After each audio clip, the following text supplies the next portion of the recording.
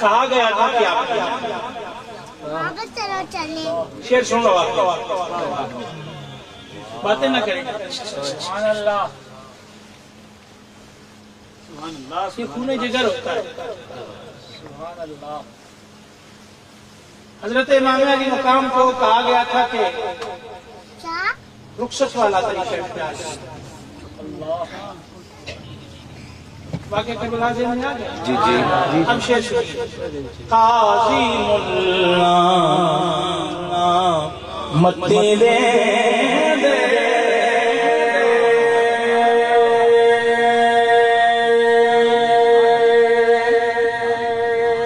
खरे सियाने राह दसेंदे, खरे सियाने राह दसेंदे, परिश्क चिला के राह दे नाल मन